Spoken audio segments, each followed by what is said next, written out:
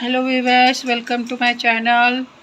आज के लेक्चर में हम देखेंगे स्पेसिफिक रिलीफ एक्ट 1963 का पार्ट 1 प्रिलिमिनरी, जो कि स्टार्ट होता है सेक्शन 1 से लेकर 4 तक। ठीक है, तो आज हम देखेंगे सेक्शन 1, जो कहता है शॉर्ट टाइटल क्या रहेगा, एक्सटेंट क्या रहेगा और कमिटमेंट क्या रहेगा इस एक्ट का। तो सेक्शन 1 में क्लॉज 1 देखेंगे हम। This act may be called the Specific Relief Act 1963. Clause 2 says that it extends to whole of the India. तो ये कब पहले एक्सेप्ट जम्मू एंड कश्मीर होता था, but now it extend to the whole of India. तो ये क्यों हुआ? तो ये आफ्टर अमेंडमेंट हुआ। अमेंडमेंट जब हुआ 2019 का, और जब ये जम्मू एंड कश्मीर का रीऑर्गेनाइजेशन एक्ट पास हुआ 2019 में, तब से हमारा जो एक्ट है, सभी जो एक्ट है हमारे, वो एक्सटेंड होते हैं होल ऑफ इंडिया पे। ठीक है, अभी इसमें इसका जो इन्फोर्समेंट डेट है, इन्फोर्समेंट डेट हम देखेंगे। Clause 3, its enforcement date is 1 March 1964।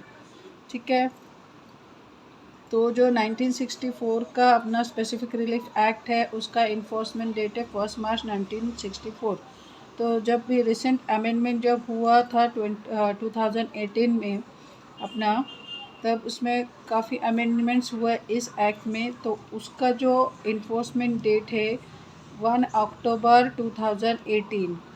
ये जो एक्ट है अपना स्पेसिफिक रिलीफ एक्ट 1963, इसने रिप्लेस किया था ओल्ड एक्ट, ओल्ड एसआरए को 1877 का जो था, उसको इसने रिप्लेस किया हुआ है। अपना जो एसआरए है 1963 का, उसने एसआरए 1877 को रिप्लेस किया था। तो ये डिवाइडेड है 3 पार्ट्स में। SRA 1963 is divided into 3 parts, 8 chapters and 42 sections, and one schedule is added by amendment of 2018. Before that there was no schedule in the SRA. तो SRA में उसके पहले शेड्यूल नहीं था। तो अब तक इसमें 3 अमेंडमेंट हो चुके हैं। ठीक है, till now there were 3 amendments made in this act, that is amendment 1964 में अमेंडमेंट हुआ, फिर 1974 में अमेंडमेंट हुआ, फिर 2018 में अमेंडमेंट हुआ। और जो सेक्शन 43 एंड 44 है, ये रिपील्स किया गया 1974 में। ठीक है, तो ये सब है प्रिलिमिनरी में, पार्ट 1 प्रिलिमिनरी में। ये सब एग्ज़ाम पॉइंट ऑफ व्यू से बहुत ही इम्पोर्टेंट है। सेक्शन 1 to 4 हम कवर करेंगे आज। तो ठीक है, हमने ये देखा था। तो ओवरव्यू ऑफ द एक्ट देख लेंगे। तो एक्ट का डिवाइडेड है पार्ट 3 पार्ट में डिवाइडेड है। तो पार्ट 1 कहता है प्रिलिमिनरी के बारे में। प्रिलिमिनरी में सेक्शन 1 से 4 तक हमको देखना है। पार्ट 2 में स्पेसिफिक रिलीफ के बारे में बताया गया है, जो कि कवर होता है चैप्टर 1 से लेकर चैप्टर 6 तक, और उसमें सेक्शन 5 से 35 तक हमने पढ़ना है। पार्ट 3 है प्रिवेंटिव रिलीफ के बारे में बताता है, उसमें चैप्टर 7 एंड 8 में कवर किया गया है प्रिवेंटिव रिलीफ, जो कि सेक्शन हमको 36 से 42 तक पढ़ना रहेगा।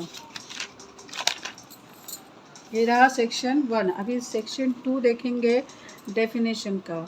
तो सेक्शन 2 डेफिनेशन में 2 क्लॉज ए की डेफिनेशन है ऑब्लिगेशन। सबसे पहले तो obligation includes every duty enforceable by law. तो यही अपने को डेफिनेशन याद में रखना है कि ऑब्लिगेशन क्या है। ऑब्लिगेशन वो एवरी ड्यूटी है, हमारे सिटीजन्स की वो ड्यूटी है जो कि इन्फोर्सिबल बाय लॉ की गई है।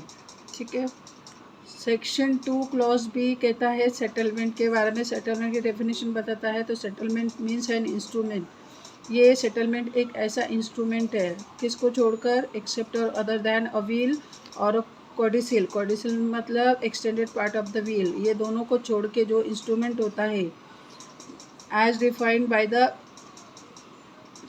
इंडियन सक्सेशन एक्ट में जो विल और कोडिसिल डिफाइन किया है उसको छोड़ के इंस्ट्रूमेंट एक ऐसा सेटलमेंट एक ऐसा इंस्ट्रूमेंट है जो कि वेयर बाय द डेस्टिनेशन और devolution of successive interest in movable और immovable property is dispose of और is agreed to be dispose of. तो इस ये मूवेबल और इमूवेबल प्रॉपर्टी को किस तरह से डेस्टिनेशन किया गया है और डिवोल्यूशन किया गया है और किस तरह से डिस्पोज करना है एग्रीड किया गया है पार्टीज़ ने। ऐसा इंस्ट्रूमेंट जो बनाया गया होगा उसको सेटलमेंट कहा जाएगा। ये सेक्शन 2B की डेफिनेशन कहती है। सेक्शन 2C क्लॉज C में कहा गया है ट्रस्ट। ट्रस्ट क्या है? तो ट्रस्ट के डेफिनेशन में उन्होंने सिर्फ इतना कहा है कि trust has the same meaning as is section 3 of the Indian Trust Act 1882 and includes an obligation in the nature of a trust within the meaning of the chapter 9 of that act। तो ये बस इतना याद रखना है कि trust हमने किसे कहते हैं करके, तो वो section 3 of the Indian Trust act में जो कहा गया है उसका सेम मीनिंग रहेगा ट्रस्ट का। तो डी ट्रस्टी किसे कहते हैं? ट्रस्टी का डेफिनेशन में बताया गया है 2D में includes every person holding property in trust. Trust में जिसने प्रॉपर्टी होल्ड की है उसको ट्रस्टी कहा जाएगा। तो for example A gives property to be for the maintenance on behalf of the minor child C. A को बेटा है छोटा सी, ए ने ट्रस्ट क्रिएट किया है, उसको छोटा बेटा है सी जो कि माइनर है, तो उसने प्रॉपर्टी दे दी बी को कि आप इसकी देखरेख कीजिए, जब सी मेजर हो जाएगा तो वो प्रॉपर्टी उसकी हो जाएगी, तब तक आप इसका केयर ऑफ़ कीजिए और मेंटेनेंस कीजिए। तो ए ने ट्रस्ट क्रिएट किया यहाँ पे, तो बी रहेगा ट्रस्टी और सी रहेगा यहाँ पे बेनिफिशियरी। ए ने ट्रस्ट क्रिएट किया तो B is the trustee and C is the beneficiary. अब ई में कहा गया है 2 क्लॉज ई में कि जहाँ पे SRA में अगर कोई वर्ड और एक्सप्रेशन यूज किया गया है और उसका कोई डेफिनेशन नहीं दिया है तो उसका डेफिनेशन माना जाएगा जो कि इंडियन कॉन्ट्रैक्ट एक्ट में दिया गया है, वो डेफिनेशन को माना जाएगा कि वो डेफिनेशन SRA की डेफिनेशन है। How the meaning assign to them in that act. तो बस इतना ही। तो सेक्शन 3 सेविंग कहता है। सेविंग मतलब not application of this act, मतलब ये किस पे एप्लीकेबल नहीं होता या किसके प्रोविजंस को अफेक्ट नहीं करता है। तो सेक्शन 3 सब क्लॉज ए कहता है कि ये किसी भी पर्सन के राइट को अफेक्ट नहीं करेगा। किसी भी पर्सन के राइट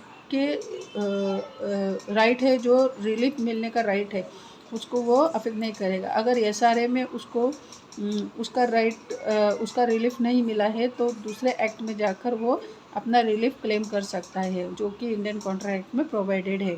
जैसे कंपेंसेशन का रिलीफ दिया हुआ है सेक्शन इंडियन कॉन्ट्रैक्ट के सेक्शन 73-75 में पर्सन को दिया गया है, तो वो उसमें जा सकता है, अपना रिलीफ ले सकता है। इसलिए वो कहा गया है कि सेक्शन 3 में कहा गया है कि SRA will not be applicable और to deprive any person of any right to relief, तो उसको यहाँ पे जाने से वो रोकेगा नहीं। बी कहता है कि SRA जो है ये किसी भी इंडियन रजिस्ट्रेशन एक्ट के ऑपरेशन और प्रोविजन को अफेक्ट नहीं करेगा, उसमें इस पर वो अपना कोई भी अफेक्ट नहीं डालेगा। बस इतना ही कहा गया है सेक्शन 3 में।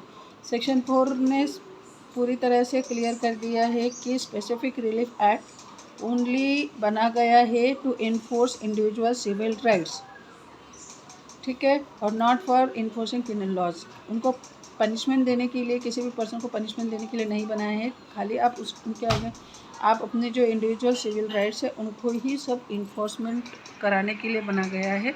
कोई सज़ा पनिशमेंट देने के लिए, पिनल लॉज का इन्फोर्समेंट करने के लिए नहीं बनाया गया है। इतना clear cut section 4 of SRA कहता है। तो SRA ने किसी को पनिशमेंट नहीं दी जा सकती।